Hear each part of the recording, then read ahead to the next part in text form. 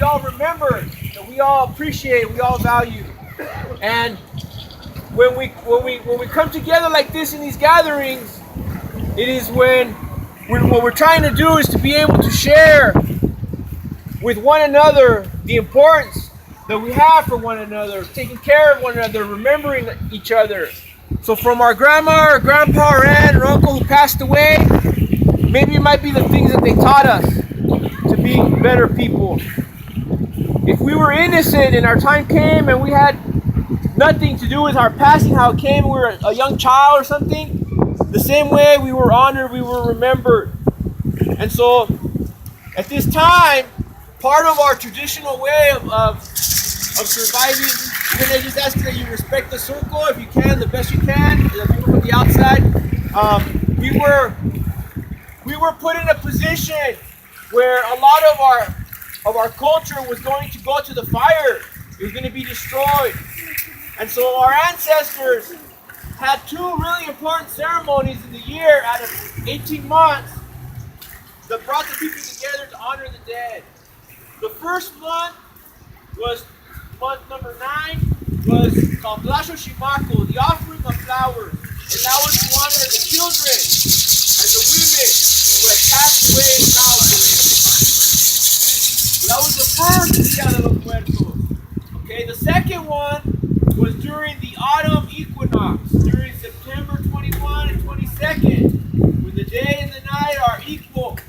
At that time, that was the big festival for all the people who had passed away. And so, in that month was called, or is called, Shokowetsi, when the fruit falls, the time of harvest. And so, part of Dia de los Muertos is to understand that life is a gift that we have. It's a moment when we are being given a chance by the universe, however we perceive that, in whatever way we conceptualize that, to do, to create, to discover, to be able to help harmonize with whatever potential you have and you hold and you carry. And so, in this tradition of Day of the Dead, Dia de los Muertos, we had to adapt it and synchronize it with November 1st and 2nd, which coincided with dates on the Gregorian calendar, on the calendar or the system of the Spaniards that they came imposing upon our people. But our ancestors, they said to the young people, our college students, they said, we need to learn the language. We need to learn their calendar system. We need to know how they observe the stars. Where are they at in their understanding? And so that things do not get completely annihilated, we had to find a way to synchronize our traditional ways with the new belief system, the Catholic belief system. And so we adapted and we moved the dates to November 1st and 2nd. And that is how we celebrate it today.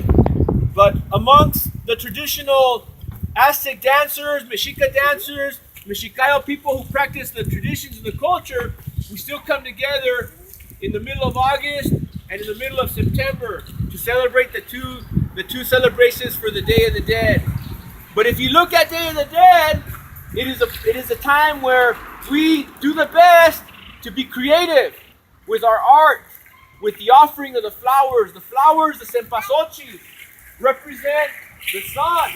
They represent our eternal light that we all carry.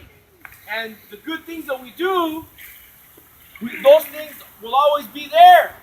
You know, if we made a song, if we painted something, you know, if we created something, those things will always be there. You know, and someone, you know, and if we share those things with others, then others continue to pass that on.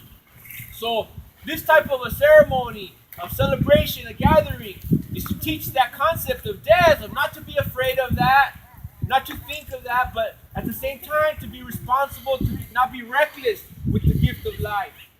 And so we're going to continue offering a couple more offerings of